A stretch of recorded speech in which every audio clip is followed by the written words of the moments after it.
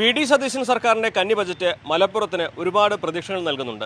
മലപ്പുറം ആവശ്യപ്പെടുന്ന ഒരുപാട് പദ്ധതികൾ ബജറ്റിൽ ഉൾപ്പെടുത്തിയിട്ടുണ്ട്. അതിൽ റോഡ് നവീകരണമുണ്ട്, കായിക മേഖലയുണ്ട്, ആശുപത്രിയുണ്ട്. അങ്ങനെ ഒരു സമഗ്രമായിട്ടുള്ളൊരു പരിഗണന ഇത്തവണ മലപ്പുറത്തിന് ലഭിച്ചു എന്നുള്ളതാണ് ബജറ്റിൻ്റെ ആദ്യ വായനയിൽ നമുക്ക് മനസ്സിലാക്കാനാവുക. നമ്മളോടൊപ്പം മലപ്പുറത്തെ ജനപ്രതിനിധികളും പൊതുപ്രവർത്തകരൊക്കെ ചേരുന്നുണ്ട്. ഹാരിസ്ക, ഇപ്പോൾ മലപ്പുറം നഗരസഭ എന്നതിനപ്പുറം മലപ്പുറത്തിന് പൊതുവായിട്ടൊരു പരിഗണന വന്നു എന്നുള്ളതാണോ ഈ ഒരു ബജറ്റിൻ്റെ ആദ്യ നോട്ടത്തിൽ മനസ്സിലാവുന്നത്? തീർച്ചയായിട്ടും ഞങ്ങൾ 10 വർഷത്തിന് ശേഷം ഞങ്ങൾ ഏറ്റവും കൂടുതൽ മലപ്പുറത്തെ എല്ലാ ജനങ്ങളും സന്തോഷിക്കുന്ന ഒരു ബജറ്റാണ്. എല്ലാ മേഖലയിലും നമ്മൾ ഉദാഹരണം പറയുകയാണെങ്കിൽ മലപ്പുറം താലൂക്ക് ആശുപത്രി അത് കുറേ കാലം ഞങ്ങൾ ആവശ്യപ്പെടുന്നതാണ്. സൂപ്പർ സ്പെഷ്യാലിറ്റി ജനറൽ ഹോസ്പിറ്റലാക്കണം. അത് ഈ ബജറ്റിൽ വന്നിട്ടുണ്ട്. അതിന് തുക കണ്ടെത്തിയിട്ടുണ്ട്. അതുപോലെ തന്നെ കലക്ടറേറ്റിലും അതുപോലെ മലപ്പുറത്ത് പരിസര പ്രദേശങ്ങളിലും ഒരുപാട് സർക്കാർ ഓഫീസുകൾ ചിന്നിച്ചിതറി കിടക്കുന്നുണ്ട്. അതെല്ലാം കൂടി ഒരു കുടക്കീഴിലാക്കുന്നതിന് വേണ്ടി 10 നിലകളോട് കൂടിയ ഒരു റവന്യൂ ടവർ സിവിൽ സ്റ്റേഷൻ നിർമ്മിക്കാൻ ഈ ബജറ്റിൽ തുക വകയിരുത്തിയിട്ടുണ്ട്.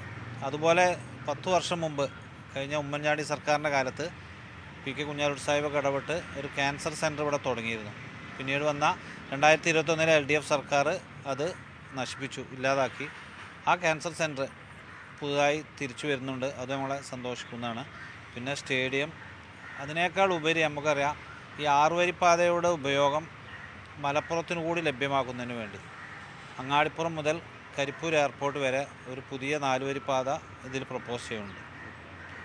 ഇപ്പോൾ നേരത്തെ കോഴിക്കോട് നിന്ന് കരിപ്പൂർ വരെ ഒരു പ്രപ്പോസൽ ഉണ്ട്. ഇത് രണ്ടും കൂടി ജോയിൻ്റ് ആകുമ്പോൾ കുറഞ്ഞ സമയം കൊണ്ട് ഈ മലപ്പുറം പെരിന്തൽമണ്ണ ഭാഗത്തുള്ള ആളുകൾക്ക് അങ്ങോട്ടെത്താനുള്ള സംവിധാനമുണ്ട്. രണ്ടാമതായി മലപ്പുറത്തെ ഏറ്റവും ഗതാഗതം തിരൂരിലേക്കാണ് ഏറ്റവും ബുദ്ധിമുട്ടുള്ള റോഡ്. ആ മലപ്പുറം കോട്ടക്കൽ തിരൂർ റോഡ് 4 വരിപ്പാതയാക്കുന്നതിനും ഇതിൽ പ്രപ്പോസൽ ടോക്കൺ എമൗണ്ട് വെച്ചിട്ടുണ്ട്. മൊത്തത്തിൽ ഇപ്പോഴത്തെ പുതിയ ഭാഷ പറഞ്ഞാണെങ്കിൽ മലപ്പുറം ബജറ്റ് മലപ്പുറം തൂക്കി തന്നെ പറയാം. അങ്ങനെ പറയല്ലേ.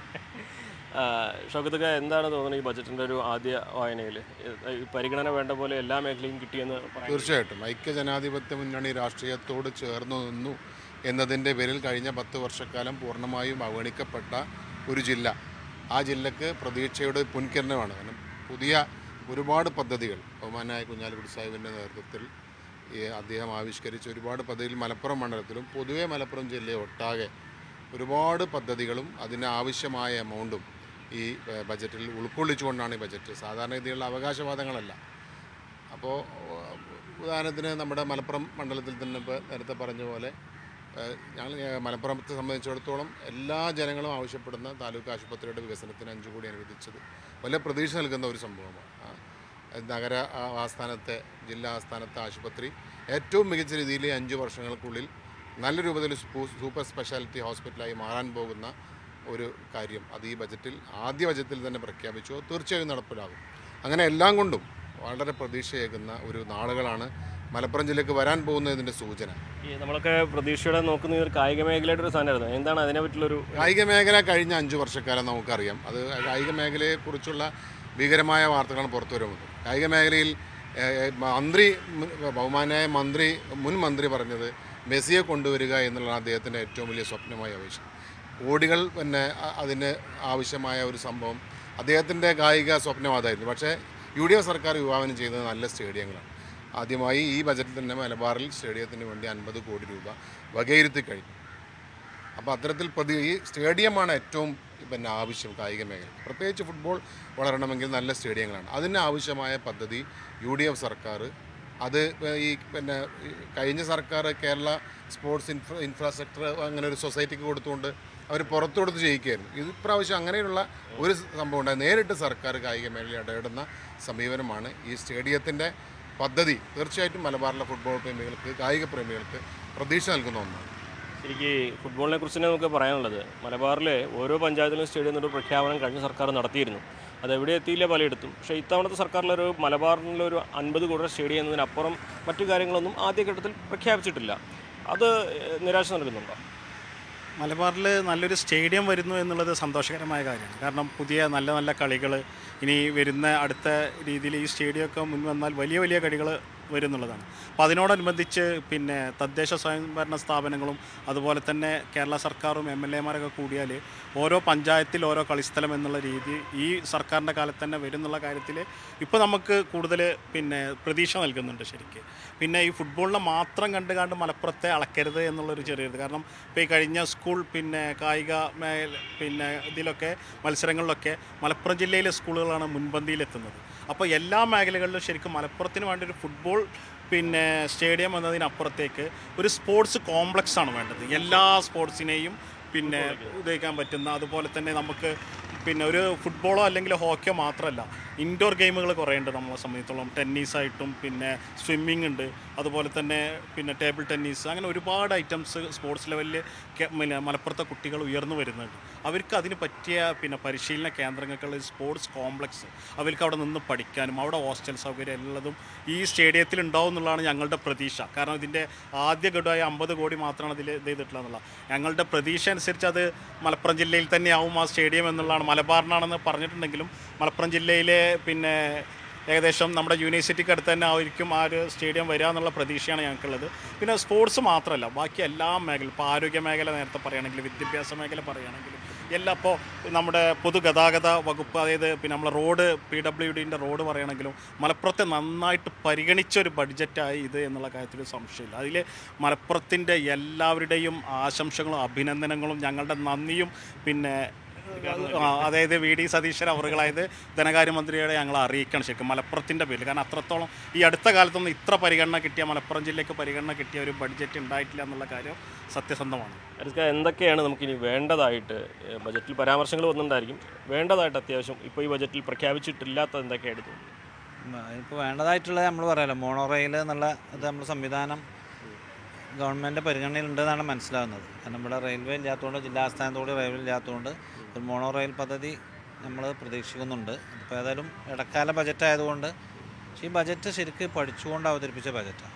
മറ്റു ബജറ്റുകളെ അപേക്ഷിച്ച് കുറേ വാരിക്കോരി ആനുകൂല്യങ്ങൾ കൊടുക്കുക അല്ലെങ്കിൽ കുറേ കൊടുക്കുകയല്ല, ശരിക്കും പ്രിപ്പയർഡ്. ഇവിടെ പറഞ്ഞ പോലെ PK കുഞ്ഞാലിക്കുട്ടി സാഹിബ് ഇവിടുത്തെ യൂത്ത് ലീഗ് പ്രവർത്തകരുമായൊക്കെ ഡിസ്കസ് ചെയ്ത്, ജനങ്ങളുമായി ഡിസ്കസ് ചെയ്ത് സമർപ്പിച്ച കാര്യങ്ങളാണ് ഇതിന്. എല്ലാ മേഖലയും വിദ്യാഭ്യാസമുണ്ട്. ഇപ്പം നമുക്കറിയാം, മേൽമുറി അധികാരത്തോടെ UP സ്കൂൾ അന്താരാഷ്ട്ര നിലവാരത്തിലേക്ക് ഉയർത്താൻ ഫണ്ടുണ്ട്. മലപ്പുറം കോളേജിൽ ലേഡീസ് ഹോസ്റ്റലിന് ഫണ്ടുണ്ട്. അങ്ങനെ എല്ലാ മേഖലയിലും മലപ്പുറം നഗരസഭ അർബൻ വാട്ടർ പദ്ധതിക്ക് ഫണ്ടുണ്ട്. ഇതിനൊപ്പം തന്നെ പറയേണ്ട ഒന്നാണ്, പുതിയ ജില്ലകളുടെയും താലൂക്കിൻ്റെയും അതിനെക്കുറിച്ച് പഠിക്കാനുള്ള കമ്മീഷൻ നിയോഗിച്ചുള്ളത്. എത്രമാത്രം പ്രതീക്ഷ നൽകുന്നുണ്ട്? തീർച്ചയായിട്ടും പ്രതീക്ഷ. അത് മാത്രമല്ല, ജില്ലക്ക് മാത്രം പോരാ, ഞങ്ങൾ താലൂക്ക് വിഭജിക്കണം എന്നുള്ളത് ഞങ്ങളൊരു ആവശ്യമാണ്, മുസ്ലിം ലീഗിൻ്റെ ഒരു ആവശ്യമാണ്. ഏറനാട് താലൂക്ക് ഏറ്റവും നീളം കൂടിയതും ഏറ്റവും വലിയ താലൂക്കാണ് കേരളത്തിൽ. അത് വിഭജിക്കണമെന്നും കൂടി ഞങ്ങൾ അതുണ്ടാവും എന്നാണ് മനസ്സിലാവേണ്ടത്. ഈ പഠനം കഴിഞ്ഞാൽ സ്വാഭാവികമായിട്ട് ഒരു പുതിയ താലൂക്കും ഒരു പുതിയ ജില്ലയെ കിട്ടുന്നുള്ള പ്രതീക്ഷയിലാണ് ഞങ്ങൾ. തീർച്ചയായിട്ടും മലപ്പുറം ജില്ല നേരത്തെ ഇത്ര വ്യാപ്തിയുള്ള, ഇത്ര നീണ്ടു കിടക്കുന്ന ഒരു ജില്ല, ജനസംഖ്യയിൽ മുൻതൂക്കം നിൽക്കുന്ന, ഏറ്റവും മുന്നിൽ നിൽക്കുന്ന ഒരു ജില്ല, ആ ജില്ലക്ക് അർഹമായ പലതും കഴിഞ്ഞ കാലങ്ങളിൽ കിട്ടിയിട്ടില്ല. അപ്പോൾ ഇനി ആ ഒരു പരിഗണന വെച്ച് കിട്ടണമെങ്കിൽ ഇതിൻ്റെ ഒരു വിഭജനം അത്യാവശ്യമാണ്. അതൊരു ജനകീയമായ ആവശ്യമായിട്ട് ഇപ്പോൾ വന്നുകൊണ്ടിരിക്കുകയാണ്. തീർച്ചയായും അതും ഈ സർക്കാരിൻ്റെ കാലത്ത് തന്നെ പരിഗണിക്കും എന്നുള്ള പ്രതീക്ഷയുണ്ട്. പ്രതീക്ഷ നൽകുന്നുണ്ടാവും. തീർച്ചയായിട്ടും മലപ്പുറം ജില്ല വിഭജിക്കുക എന്ന് പറഞ്ഞാൽ ഞങ്ങളെ സംബന്ധിച്ചോളം മലപ്പുറം ജില്ല രണ്ടാവുക എന്നുള്ളതാണ്.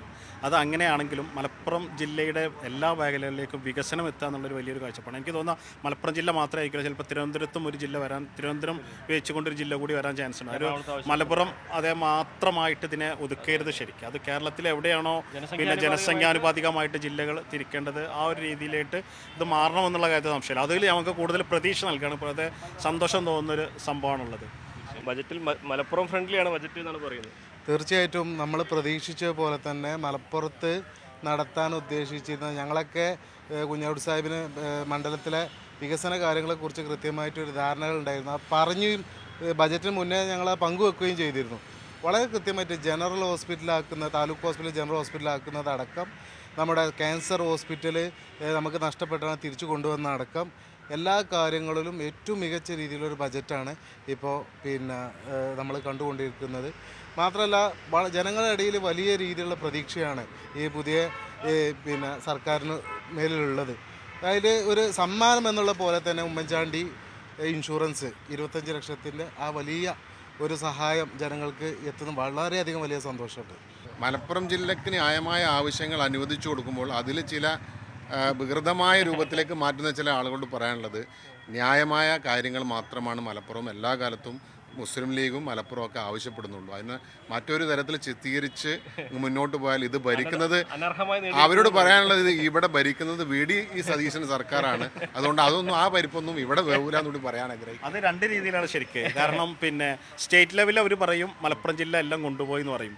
എന്നാൽ മലപ്പുറം ജില്ലയിലെ CPM അല്ലെങ്കിൽ ഇടതുപക്ഷം പറയും മലപ്പുറത്തിനൊന്നും കിട്ടിയിട്ടില്ല എന്ന് പറയും, മലപ്പുറത്ത് വികസനം നടന്നിട്ടില്ല എന്ന് പറയും. ഈ രണ്ട് രീതിയിൽ ഇരട്ടത്താപ്പ് നയം സാധാരണ ഉണ്ടാവില്ല. ഇപ്രാവശ്യം അതൊന്നും ഇല്ലാത്ത രീതിയിൽ തന്നെയാണ് ബഡ്ജറ്റ് കഥയില്ല. ഇപ്പോൾ ഈ ഒരു സതീശൻ നടത്തിയൊരു യാത്ര ഉണ്ട്, ശരിക്കും ആ യാത്ര ഈ ഒരു ബഡ്ജറ്റിന് ഫലം ചെയ്തിട്ടുണ്ടെന്ന് എനിക്ക് തോന്നുന്നു. കാരണം എല്ലാ മേഖലയും പരാമർശിച്ചിട്ട് എല്ലാ മേഖലയും പരാമർശിക്കാത്ത ഒരു മേഖല പോലും ഇല്ല എന്നുള്ളതാണ്. പിന്നെ എല്ലാത്തിനും കൃത്യമായ ഫണ്ട്, ഇപ്പോൾ ലോകസമാധാനത്തിന് 2 കോടി മാറ്റി വെച്ച സംസ്ഥാനമാണ് നമ്മളത്. അതുപോലുള്ള വെറുതെ ഉള്ള കൺകെട്ടുകൾ ഉണ്ടല്ലോ, അല്ലെ മറ്റുള്ള അതൊന്നും ഈ ബഡ്ജറ്റിൽ ഇല്ല എന്നുള്ളത് ഇതിന് കൂടുതൽ പ്രതീക്ഷ നൽകുന്നു എന്നുള്ളതാണ്. തീർച്ചയായും മലപ്പുറത്തിന് ഒരുപാട് പ്രതീക്ഷ നൽകുന്നുണ്ട്. സമഗ്രമായ പല വികസന പദ്ധതികളും പ്രഖ്യാപിച്ചിട്ടുണ്ട്. അതിപ്പോൾ പൊന്നാനി നോക്കുകയാണെങ്കിൽ അവിടെ തീരദേശ മേഖലയുടെ വികസനത്തിന് അവിടെ തീരദേശത്ത് സുരക്ഷ ഉറപ്പാക്കാൻ വേണ്ടി 3 കോടി അനുവദിച്ചതും, അതുപോലെ തന്നെ പെരിന്തൽമണ്ണ ഒരാടമ്പലം ബൈപ്പാസിന് വേണ്ടി തുക അനുവദിച്ചതും, വാണിയമ്പലം മേൽപ്പാലത്തിന് വേണ്ടി തുക അനുവദിച്ചതും, അങ്ങനെ എല്ലാ മേഖലയും ആവശ്യപ്പെടുന്ന തരത്തിലുള്ള വികസനം അത് ബജറ്റിൽ പരാമർശിച്ചിട്ടുണ്ട്, പ്രഖ്യാപിച്ചിട്ടുണ്ട്. ഇതൊക്കെ ഇനി നടപ്പിൽ വരിക കൂടി വേണം. എന്നാണെങ്കിലും മലപ്പുറം പൊതുവെ ഈ ഒരു ബജറ്റിൽ തൃപ്തരാണ് എന്ന് പറയാതെ വയ്യ. അഖിലോട്ട് പറയുകയൊപ്പം CV അനുമോദ്, News 18. പൊതുവേ